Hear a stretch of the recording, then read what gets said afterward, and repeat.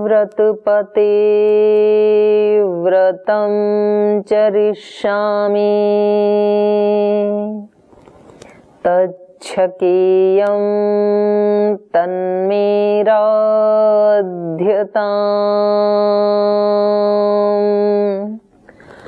इदमहमनृतात् सत्यमुपैमि ॐ सहनाववतु सहनौ भुनक्तु सह वीर्यं करवावहै तेजस्विनावधीतमस्तु मा विद्विषावहै। ॐ पावकानः सरस्वती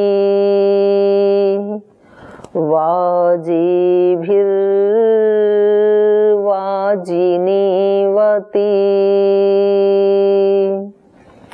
यज्ञं वष्टु धिया वसु। ॐ शान्ति शान्ति शान्तिः।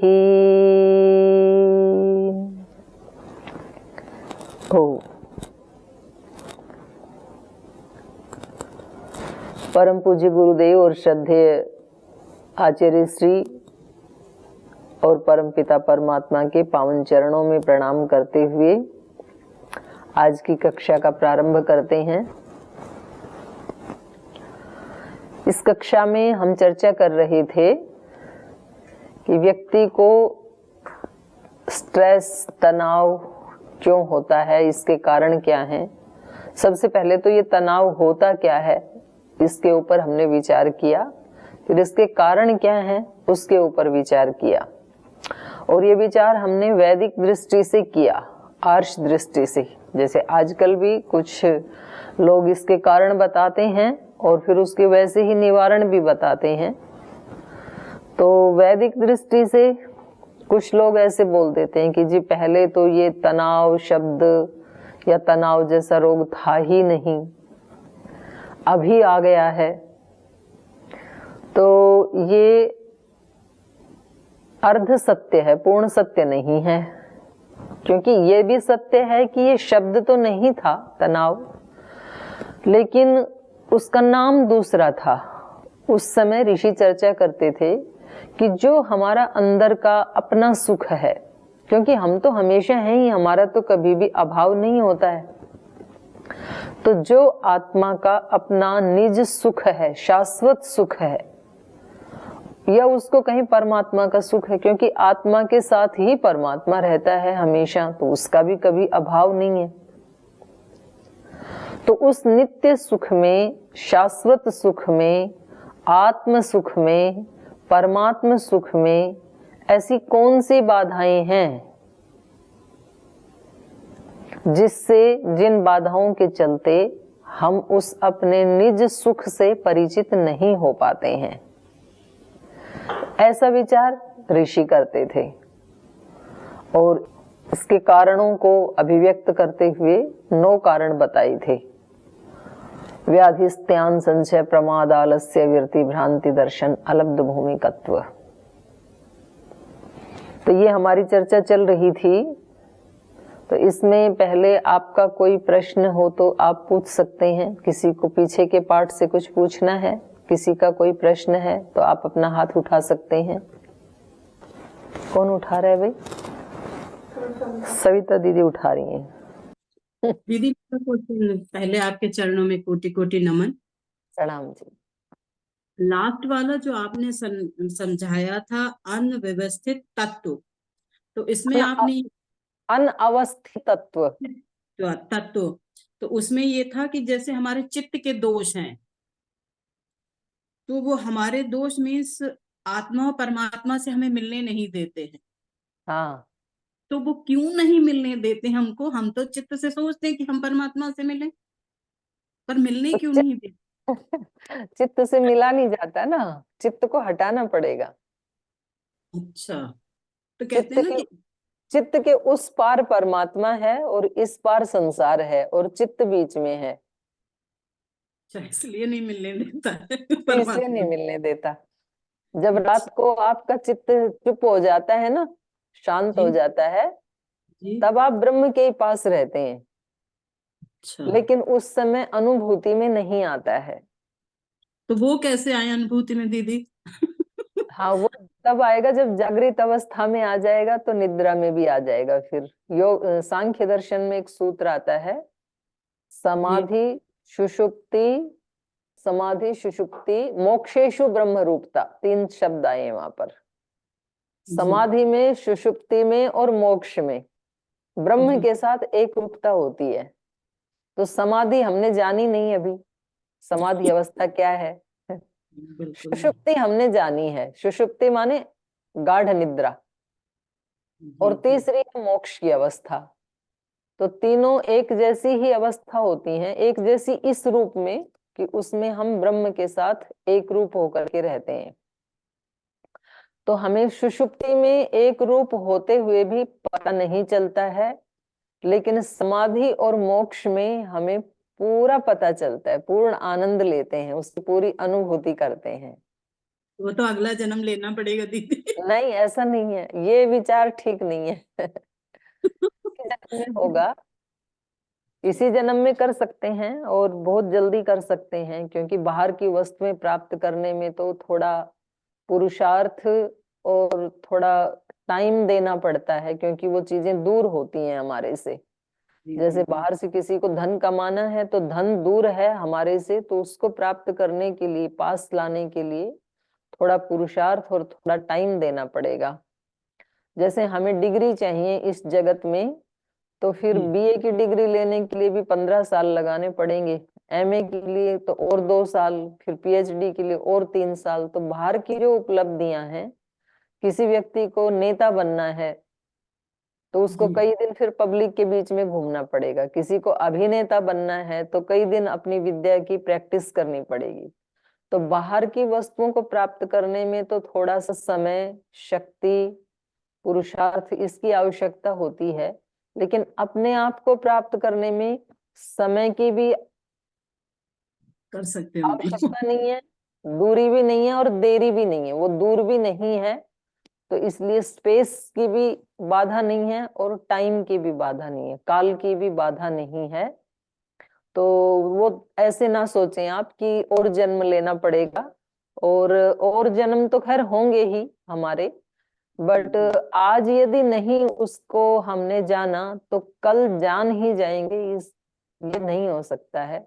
जान जब भी जानेंगे तो आज ही जानेंगे, वो दिन आज ही होगा जब भी जानेंगे ना हम। तो आपका ये प्रश्न है कि फिर देरी भी नहीं है, दूरी भी नहीं है, तो अनुभूति क्यों नहीं हाँ, होती है। बोली दीदी, बिल्कुल सही बात है। तो ये बैठे हैं ना बीच में जिनकी हम चर्चा कर रहे हैं, चित्त। इनको कैसे हटाना है, फिर हो जाएगा। तो वो इसी को आगे बढ़ा रहे हैं हम। जी जी जी। धन्यवाद दीदी। ओम ओम। और किसी का कोई। जी। ओम दीदी, प्रणाम दीदी। जी सुजाता जी। दीदी, मन और चित्त दोनों एक ही है क्या दीदी? ये मन के ना 4 काम हैं, इंस्ट्रूमेंट तो एक ही है और वो 4 काम करता है। तो इसलिए फिर उसके 4 नाम बता दिए, मन बुद्धि चित्त अहंकार। अच्छा। जैसे आप बहने, अब आप सुजाता जी तो एक ही हो, जी लेकिन आप पत्नी का काम भी करती हो, माँ का काम भी करती हो, जी और एक शिष्या का काम भी करती हो आप एक ही, जी। तो इसलिए एक जगह आपकी संज्ञा होगी माँ, दूसरी अच्छा। जगह आपकी संज्ञा होगी पत्नी, पत्नी। और गुरु जी के लिए आप होगी शिष्या। जी। तो ऐसे हमारा जो मन है, मन मतलब 10 इंद्रियां तो बाहर हैं, वो तो दिखती हैं, और एक इंद्रिय अंदर है, वो दिखती नहीं है, लेकिन उसकी सहायता से ही ये बाहर की 10 इंद्रियां कार्य कर पाती हैं। तो उसका नाम है मन। और वो मन जी। 4 काम करता है। जब वो संकल्प विकल्प करता है, संकल्प माने मैं कल से ये काम करूंगा, ये काम सुबह करना। उठूंगा, और हम्म, फिर सुबह कह देता है कि नहीं आज तो रात को देर से सोए थे, तो आने वाले कल से उठेंगे। तो फिर ये विकल्प हो गया, रात को संकल्प लिया, सुबह विकल्प हो गया। अच्छा। तो इसका नाम तो है मन। और जिसमें ये हमारे सारे संस्कार स्टोर होते हैं चित्त। अच्छा। आपके चित्त में। जैसे अभी मैं आपको कहूं कि आप पतंजलि योगपीठ में जो योग भवन है उसका चित्र एक बार बताइए, तो आप तुरंत बता दोगे। जी। आपकी आंखों के सामने तो नहीं है, लेकिन आप अपने घर में बैठे बैठे ही बता दोगे कि ऐसा है, उसमें ऐसे पिलर्स हैं, ऐसे स्टेज है। तो ये सारा कहाँ स्टोर है आपके, वो चित्त नक्शा, में। वो चित्त में। तो ओके। जन्म जन्मांतरों के जितने भी हमारे संस्कार हैं, जी। स्मृतियां हैं, वो चित्त में है। और बुद्धि उसका नाम है जो निर्णय लेती है। हम्म। रात को संकल्प लिया कि उठ जाऊं, फिर सुबह विकल्प आया कि नहीं आज तो बहुत ठंडी है, देर से सोए थे, एक दिन और सो लेंगे तो क्या होगा। तो फिर बुद्धि उस समय आकर के निर्णय लेती है कि नहीं मुझे टालना नहीं है, ये आलस्य प्रमाद नहीं करना है, मुझे उठना ही है। तो इसका नाम है बुद्धि। तो मन, चित्त, बुद्धि, और चौथा काम है अहंकार। मन का अहंकार माने शरीर को मैंपन का भाव आना। शरीर को हम मैं मानते हैं, ये अहंकार के कारण मानते हैं। मैंने ऐसे किया, मैंने इतनी कक्षाएं लगाई, मैंने इतने शिविर लगाए, मैंने इतने कष्ट उठाए, मैंने इतने सुख देखे, मैंने इतने दुख देखे। ये जो मैं है, ये इसकी अनुभूति तो यद्यपि आत्मा को ही होती है, लेकिन हम जो मैं बोलते हैं ये अहंकार है। अहंकार मतलब यहाँ अभिमान नहीं।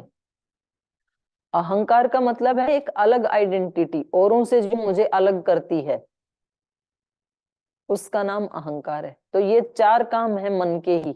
मन एक इंद्रिय है, उसको अलग अलग कार्य करने के कारण फिर 4 नाम दे देते हैं, मन, बुद्धि, चित्त, अहंकार। जी दीदी जी प्रणाम। प्रणाम बहन। दीदी जी मेरा नाम रश्मि है। मैं ये पूछना चाहती थी कि जैसे जो भावना मेरी मेरे पेरेंट्स के प्रति रहती है, वो ससुराल में जैसे मेरी सास हैं या मेरी ननद हैं या उनके भी बच्चे हैं, जो भावना मेरे मेरे बच्चे के प्रति रहती है, वैसी सेम भावना मेरी उन बच्चों के प्रति उतना वो नहीं रहती है। तो ये भी एक बैरियर है क्या? हाँ ये बिल्कुल ये बैरियर है, क्योंकि हमने किसी को ये अहंकार के कारण, जो अभी अहंकार की बात हो रही थी ना, तो किसी आज मैं यद्यपि उसी की ही चर्चा करने जा रही थी। इसको योग दर्शन की भाषा में तो उसको अविद्या कहा है, और दूसरे शास्त्रों में उसी को अहंकार कहा है। आत्मा ने जिसको अपना मान लिया, ये माना हुआ ही है सारा संसार मन से, इसमें फैक्ट नहीं है, और फैक्ट है भी तो वो अनित्य फैक्ट है। जैसे शंकराचार्य जी ने कहा ना सब कुछ अनित्य है, तो उन्होंने यही बात कहनी चाहिए थी। और उसमें सब कुछ अनित्य है, उसमें मेरा शरीर भी अनित्य है, जिसको मैं कह रही हूं ना, ये भी अनित्य है। तो उन्होंने तो इस तत्व की अनुभूति की थी कि सब कुछ अनित्य है। फिर महात्मा बुद्ध ने इसी बात को महसूस करके उन्होंने कहा सब कुछ क्षणिक है, किसी भी क्षण नष्ट हो सकता है, घड़े जैसे है ये। तो फिर उन्होंने तो अनुभूति की उन महापुरुषों ने, इसलिए शंकराचार्य जी ने भी कितना काम किया संसार में। उस समय कोई मीडिया नहीं था, कोई साधन नहीं थे, फिर भी घूम घूम करके देखो उस समय देश के चारों दिशाओं में, चारों कोनों के ऊपर अपने उनकी मठ की स्थापना करना, इतने मंदिर बनवाना, ये बहुत कठिन काम है। तो उनके पास तो अनुभूतियां थी, सिद्धियां थी, इसलिए वो कर पाए। महात्मा बुद्ध ने जब कहा कि सब कुछ क्षणिक है, तो उन्होंने भी इस सत्य को अनुभव किया, जाना, देखा उन्होंने। तो उस समय बुद्ध धर्म का कितना प्रचार प्रसार हुआ, देश में नहीं विदेशों तक, और कितने संख्या में ना, एक टोली की टोली बुद्धम शरणम गच्छामि, बुद्धम शरणम गच्छामि, ऐसे गांव के गांव उनके पीछे हो जाया करते थे।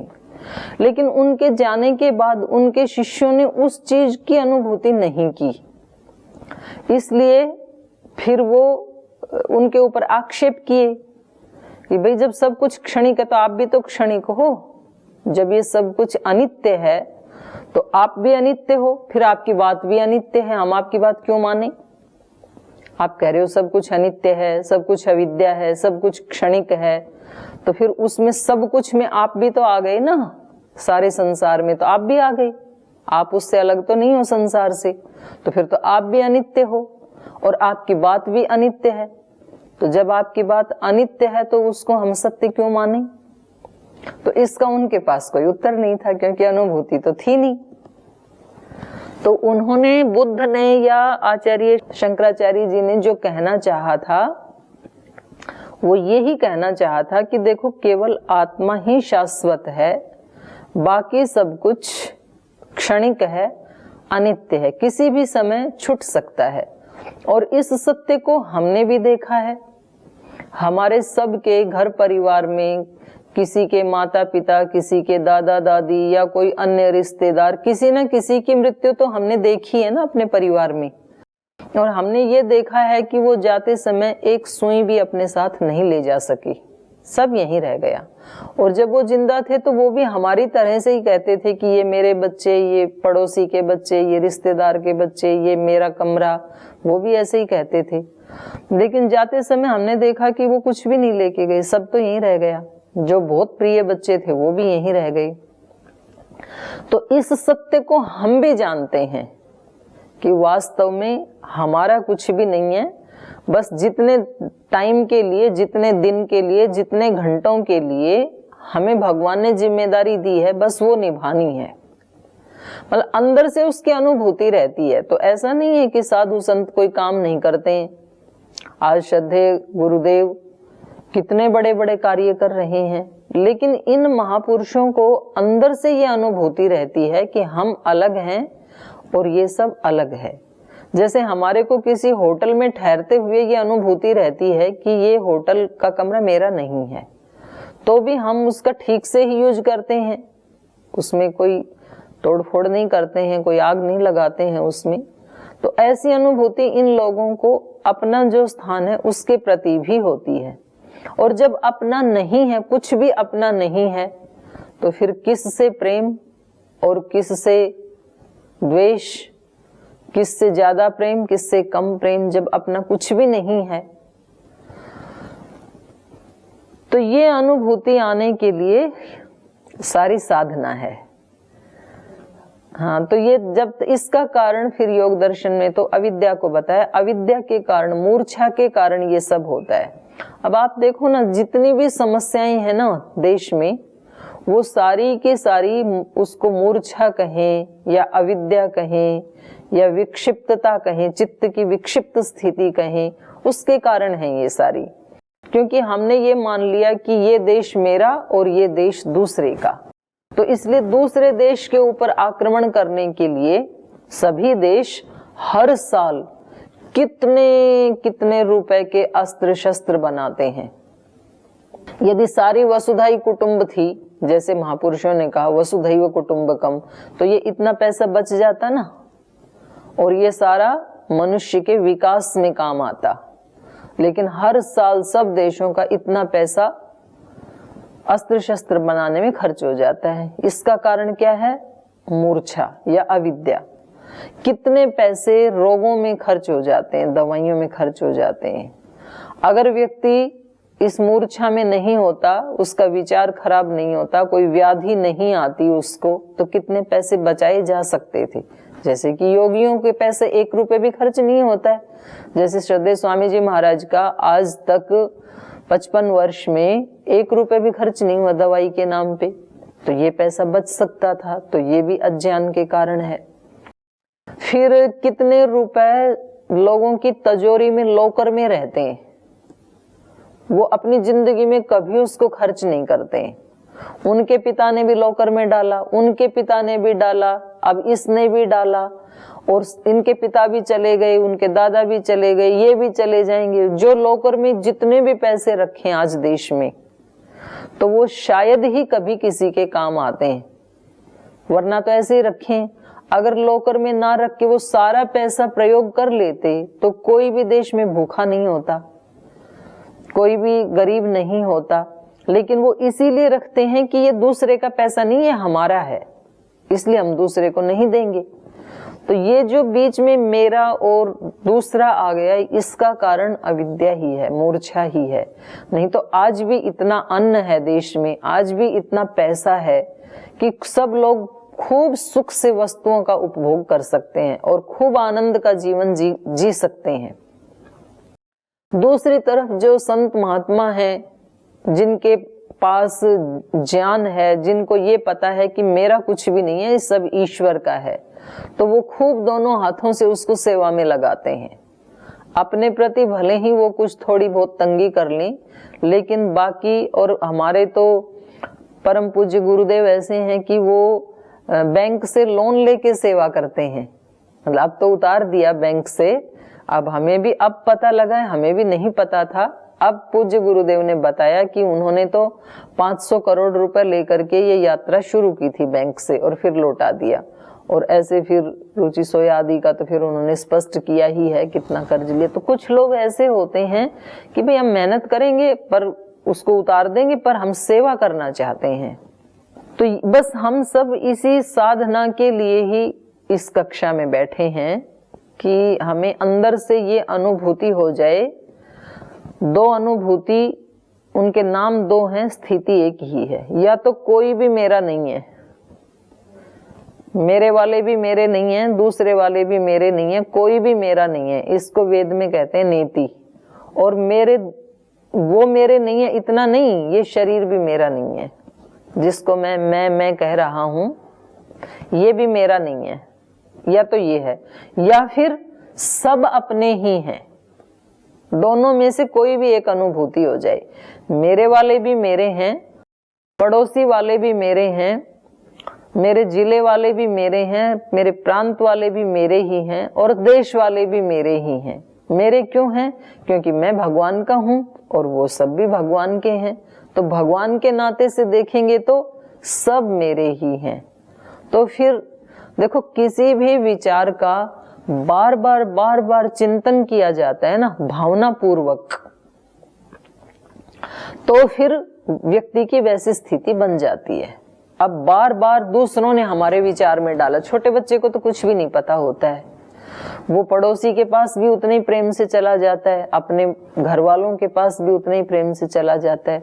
लेकिन जैसे ही थोड़ा थोड़ा वो समझने लगता है, 8-10 महीने का होता है, तो माता पिता उसके मन में डाल देते हैं कि ये तेरी माँ है, ये पिता है, ये परिवार वाले हैं, ये पड़ोसी हैं। फिर और 1 वर्ष का होता है तो माता पिता समझा देते हैं कि नहीं, दूसरों के घर में कोई चीज मिले तो लेना नहीं, पड़ोसी के यहाँ से कुछ नहीं लेना।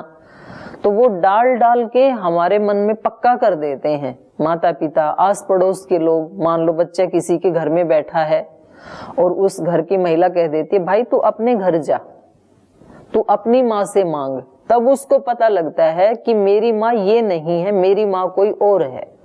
तो ये हमने डाल दिया है। तो बार बार बचपन से जिस विचार का और जिस भावना का अभ्यास हमने किया, उसका ये परिणाम है कि आज हमें कुछ पार्टीशन की अनुभूति होती है, अपने पराई की अनुभूति होती है। तो ये किसी ने डाल दिया। तो ये जो हमने मंथन, चिंतन तो क्या कहेंगे इसको, विचार कहेंगे, इसको अब बार बार उल्टा किया जाए।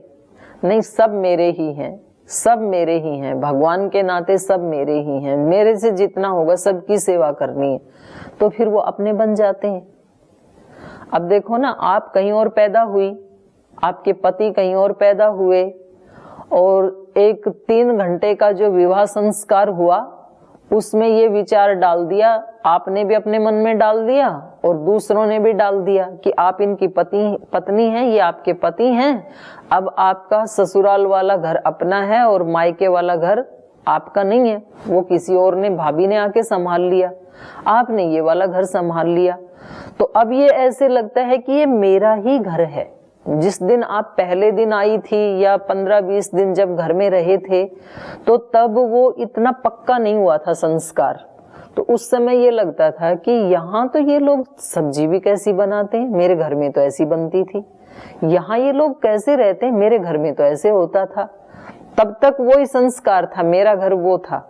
लेकिन धीरे धीरे धीरे मेरा मानते मानते मानते अब ये मेरा इतना बन गया कि अब जब कभी पीहर जाते हैं तो वहां जाकर के आप बताती हैं कि हमारे यहाँ तो ऐसे होता है, अब हमारा ये हो गया। तो बार बार हम जिस विचार को या चिंतन को भावना पूर्वक अभ्यास करते हैं, वैसी हमारी चित्त की स्थिति बन जाती है। तो इसी का नाम यहाँ शास्त्र में कहा है अभ्यास वैराग्याभ्याम तन्निरोध है। जब हम इतनी सारी बातें सोच सोच करके चिंता से ग्रस्त हो सकते हैं, बीमारी से ग्रस्त हो सकते हैं, तनाव से ग्रस्त हो सकते हैं, तो बार बार चिंतन कर करके हम इस तनाव से मुक्त भी हो सकते हैं, हम इस अपने पराई के भाव से मुक्त भी हो सकते हैं। इसी का नाम अभ्यास है। और यही वो उपाय ये आगे बताएंगे जो हम अगले सूत्र में पढ़ेंगे ना, कि ये तो सारे बाधाएं हैं, 9 अंतराय बताई, फिर 3 अगले सूत्र में अंतराय बताएंगे। इन सब का उपाय क्या है, हटाएं कैसे? तो इसका उपाय ऋषि बताएंगे। तत्प्रतिषेधार्थम एक तत्वाभ्यास है। इन सब को हटाने के लिए एक तत्व का अभ्यास करो। एक तत्व का अभ्यास आत्म तत्व का या परमात्म तत्व का, कि एक ही तत्व की सत्ता है। ये सब जो दिखाई दे रहा है ये सब एनर्जी रूप ही है, यदि साइंस की भाषा में कहें तो। बस ये जो स्थूल आकृतियां दिख रही हैं ये तो 0.001 है, 1% भी नहीं है। और 99% 99999 इतना तो एनर्जी ही है हमारा अस्तित्व। तो ये जो महापुरुष हैं, संत हैं, योगी हैं, सिद्ध हैं, ऋषि हैं, ये बार बार उसी तत्व का चिंतन करके और भावना पूर्वक, तज्जपस तदर्थ भावनम, भावना भी बनानी पड़ेगी। केवल मात्र शास्त्र पढ़ने से या केवल मात्र इन पुस्तकों को पढ़ने से या इन बातों को बोलने से फिर तो ये शब्द ही रहते हैं। यदि उसके साथ भावना नहीं जुड़ी है फिर ऐसा नहीं होता है। जो आपने प्रश्न पूछा, अब कहने के लिए तो कोई भी व्यक्ति किताब पढ़ के कहेगा भाई सब अपने ही है, लेकिन भावना जो अपने वाले के प्रति होती है वो दूसरे वाले के प्रति नहीं होती है। तो भावना एक बिल्कुल अलग चीज है। तो ये भावना बनने लगती है भगवान के प्रति या आत्म तत्व के प्रति या परमात्म तत्व के प्रति, ये भावना बनने लगती है अभ्यास से। बार बार अभ्यास किया जाता है उसका, तो फिर या तो कुछ भी अपना नहीं लगेगा या तो फिर सब कुछ अपना ही है, ये सत्य है। तो आपने बहुत अच्छा प्रश्न पूछा है, ऐसे प्रश्न पूछने चाहिए, तो मुझे भी अच्छा लगता है बताने में। धन्यवाद।